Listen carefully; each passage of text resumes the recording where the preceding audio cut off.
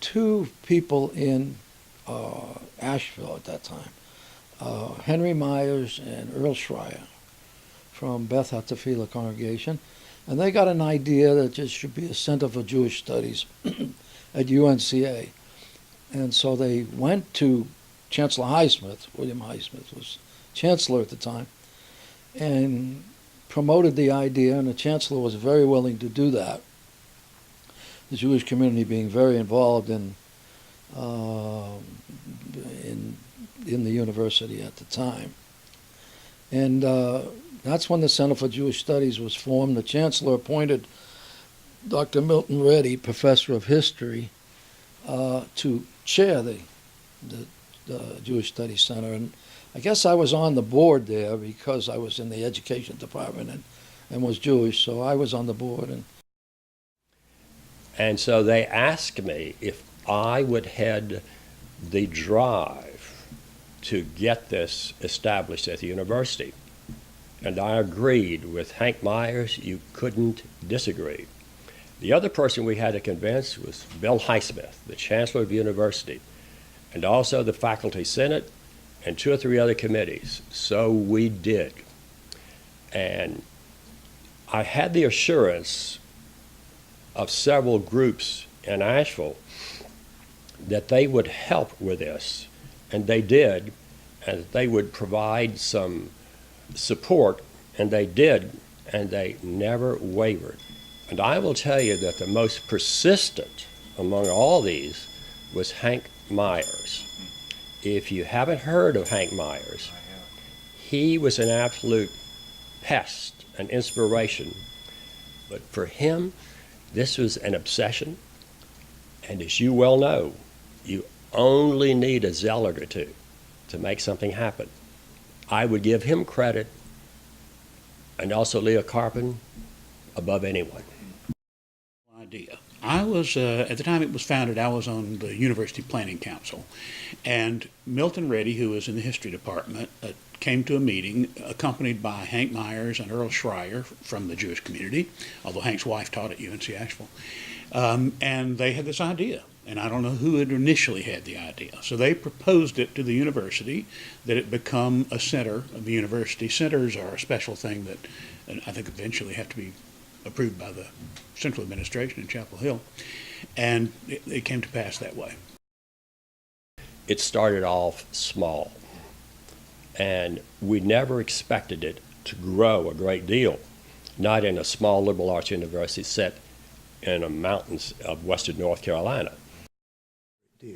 Now, in terms of those early days under Milton, what I was aware of mostly was the Holocaust education activities. That seemed to be the primary reason for the Jewish Studies Center, to make sure that the Holocaust story was told, because I don't think there was anybody doing it.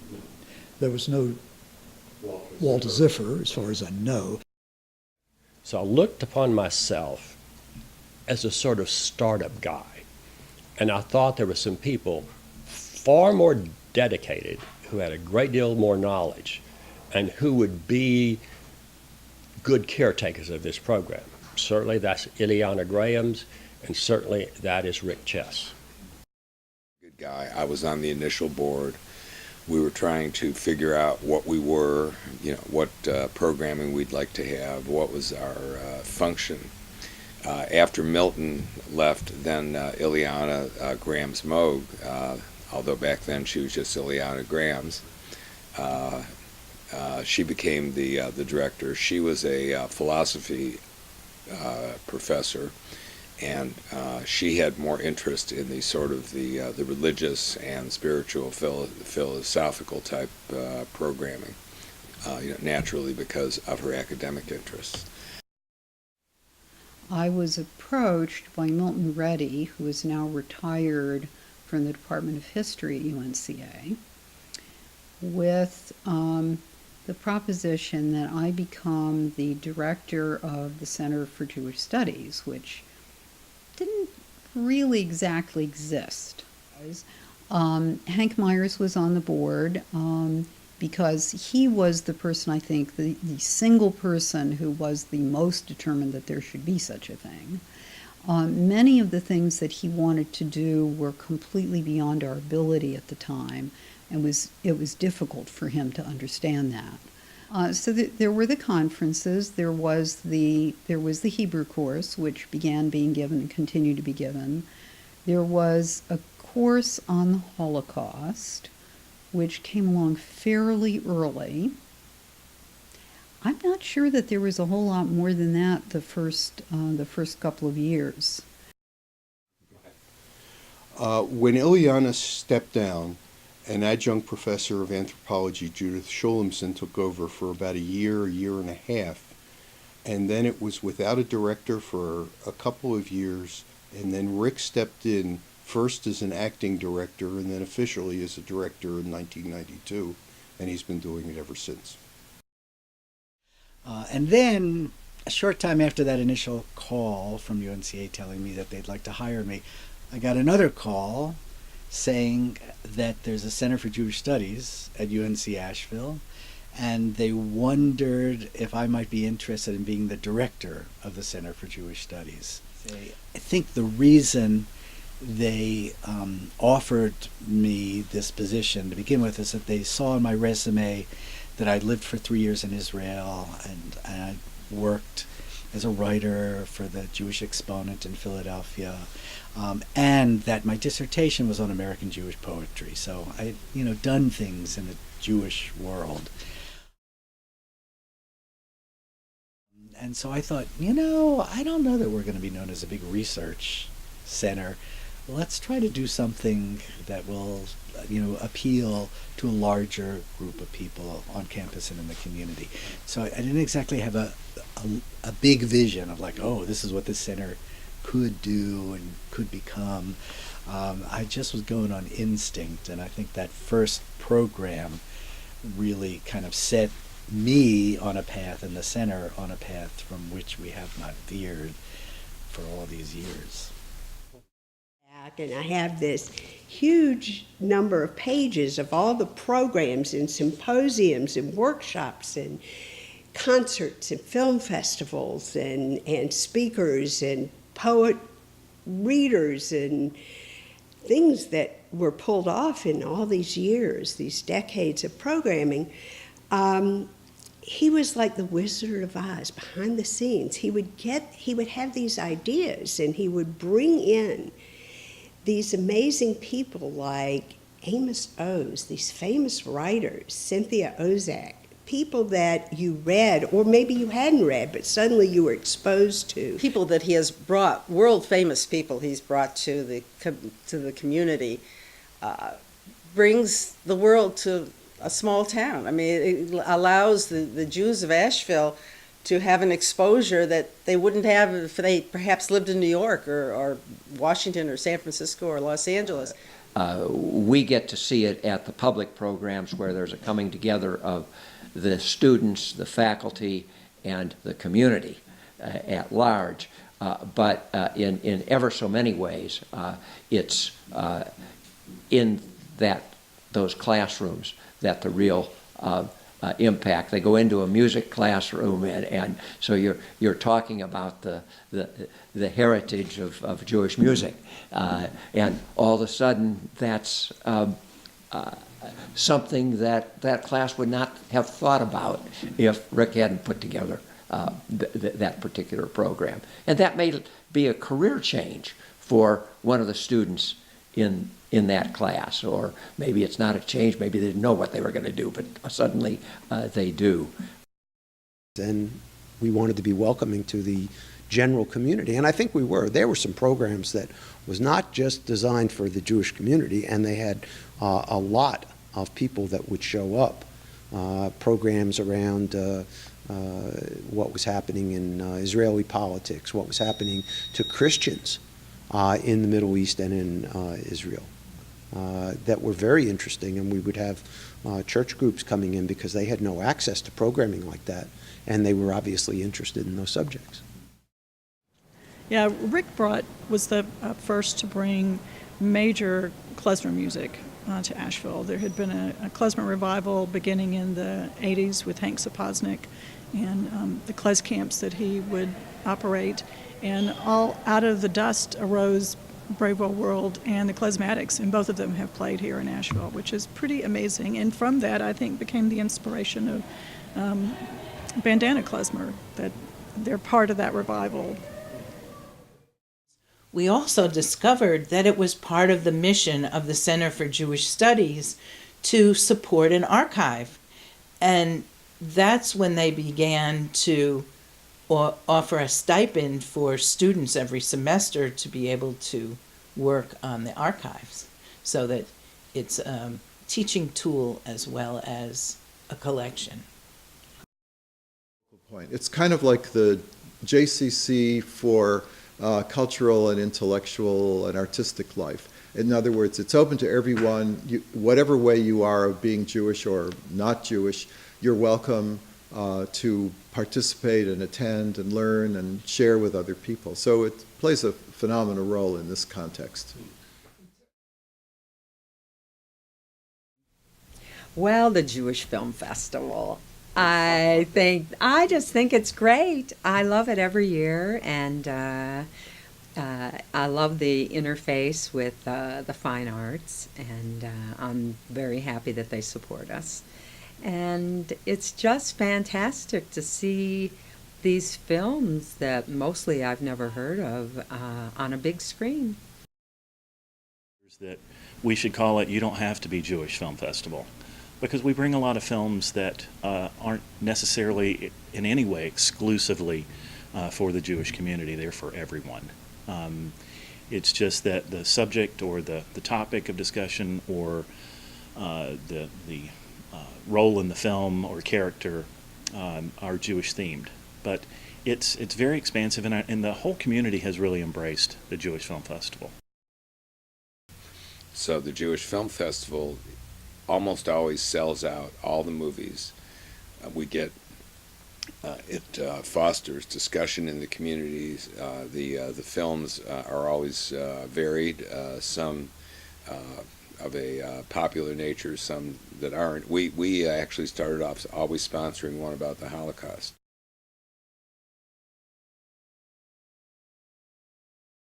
Tremendously, because up until the time that Rick was on campus, there was no place for the Jewish kids to identify.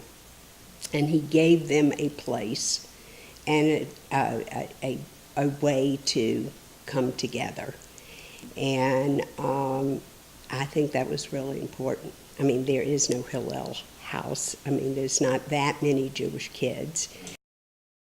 Because Hillel was still on our campus in its infancy. It's still a teeny group compared to other campuses, but it is a group that, you know, they have strong connection to each other. They do things every week, and they have survived. There's been continuity for 20 years or more, probably 25 years. And so we're constantly trying to ask the right questions about how did you find out about us? What are you looking for? And so I think it's a huge range when it comes to what students were expecting, what students were looking for. We have a slight advantage of having the element of surprise with some students who didn't think that there were going to be a lot of Jews here, and so we can really excite them in that way. I think for me, the biggest thing are the Shabbat dinners that we host. Just being around other members of the Jewish community on campus is really valuable, even if we're not directly speaking about Judaism. Having that community is almost like having a family here. And some were at Rick's house, and some were at Ron Mannheimer and Rick Chess and Ed Katz. And we would let the students all know, and then we would try to make sure they all had rides to the houses, and then we had potluck and lit the candles and said the prayers and just talked about, Rick usually would lead and talk about different issues and different things, but it was mostly for fun. Show up. Sometimes there were 8 students on a Shabbat. The most recent one we had probably 22, 25 students. Sometimes parents of prospective students who were visiting Asheville would also come to Shabbat. Yeah, so Hillel's been wonderful, I think, also for the campus and for the kids. And, you know, we've stayed in touch with most of those students who are now, you know, adults of all ages. I liked when we would build our sukkah for Sukkot, and we would put that on the campus and get to decorate it all together. And it was, I remember many foggy mornings walking through campus and seeing the sukkah on campus, and what a fun way to incorporate education for everyone, but also feel that sense of community and home on a campus, on a college campus, was a great experience. Definitely. I think the most valuable thing I have learned here is that each person is going to practice their Judaism differently, and that I think that no matter how you practice, just being aware of it and doing something that makes you feel good about yourself and about how you're contributing to the community is what's the most important thing. I think that Hillel has really had a Jewish home at the home of Rick and Lori Chess. And many students have cried as they knew this was their last Shabbat and talked about what it meant to be blessed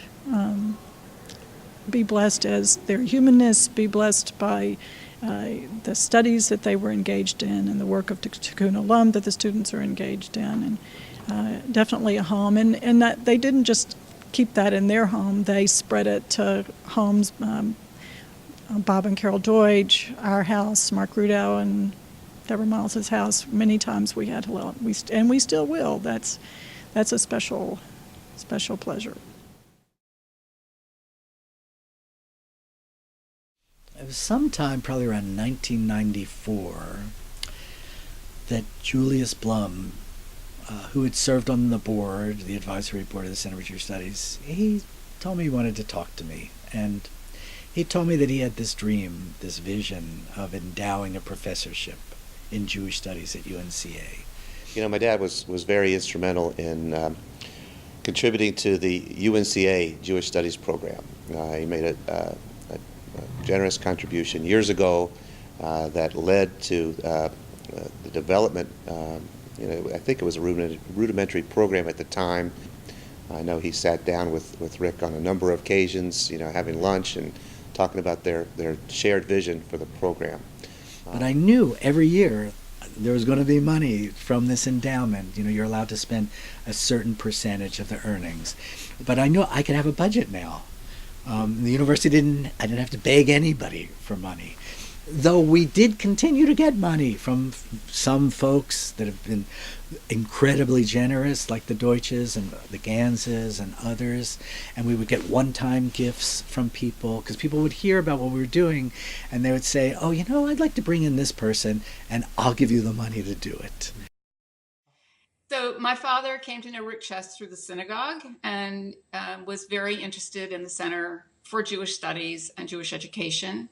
And after my mother died, he wanted to do something to commemorate her as well as support the center. And he created the Phyllis Reed Solid Lecture.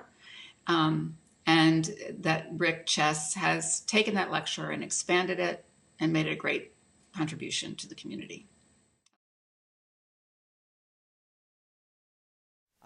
The student research, I think, was one of the most exciting programs that we funded, because these students would then come back and present programs and let everybody know what they had done, and that was pretty exciting. What can we do? And I said one of the things we can do is Center for Jewish Studies. If we have a student doing any research whatsoever on the Jewish communities, then let's fund them to go to the National Conference on Undergraduate Research and present their work. And then, of course, you can follow up on it later with additional work in your professional areas, and they can launch from there. I received a grant from the Center for Jewish Studies to go to Israel and study evangelical support for Israel, interviewing members of parliament, and I came back and presented it at an event that was sponsored by the Center for Jewish Studies Since then, I've continued on, and currently I'm getting a PhD in political science at Emory University. And I just wanted to say thank you for the Center for Jewish Studies for all the help that I received from them. Just amazed at how he's in the background, but he's in command. He does not like to take credit for things, and he doesn't like his name associated with things, but his presence is all over all of them. What a gift we have. He gives the best introduction. We have always said we want Rick to give our eulogy or our introduction because there's no one better. I think he's got a natural gift for earning trust from these types of folks, like the speakers and the guests and the colleagues, that they could come in and he would create a good experience for them and a good environment for them to speak in or do programs in, and they would come and give him that faith, and it would sort of be paid back. So. Well, Rick is the most tireless and selfless person that I think I've met, certainly on campus, maybe ever. I mean, it was amazing. I don't know where he got the energy to do everything that he did. And in fact, I think that in a lot of ways, both in the work that I did on the center, but just work that I've done across campus, Rick has been a sort of a role model. I'm absolutely, positively, tremendously grateful to him for having given me the opportunity to share my scholarship with a vast number of people, hundreds of people. So Rick really ranks very high on my list of important people, and not just important, but lovely people.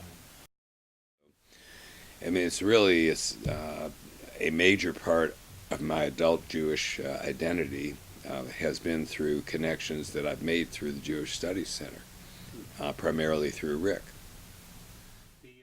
Well, you know how he is. He's like Mr. Humble, so it's the opposite of the pompous professor.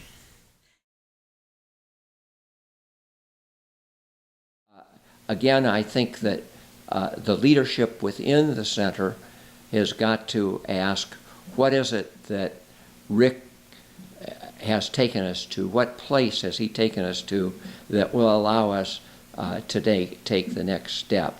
It's going to be tempting to try to find another Rick Chess. You're not going to find another Rick Chess. You just aren't going to do it. So it's a matter of asking, what skill set do we need to build for the future that possibility that Rick Chess has taken us to. We're to a platform, and now we need to go forward. So, I mean, look, it makes me feel nice to know, I mean, that you are being so generous in doing this work, and this committee is planning all these things. It makes me feel really wonderful. I mean, I'm so grateful and honored by that, and it'll be really sweet, if people come for Thursday night or whatever, and it'll be humbling and really nice. But what I've been feeling, especially as all this work has been coming together, is like this is kind of bringing some new and different kind of energy and awareness to the center, and so hopefully we're positioning ourselves to move forward and grow and expand. That to me is the most important thing. And if this is what it takes to make some people familiar with it that weren't familiar with it, to create these archival materials that never would have existed if it hadn't been for you, and then Jay Jacoby going through the archives and pulling out stuff, and stuff Sharon Farr has done in the past, and Lael, there would be no central location to turn to for this story. And though I didn't realize it at the time I set this in motion, that's one of the things that I'm happiest about.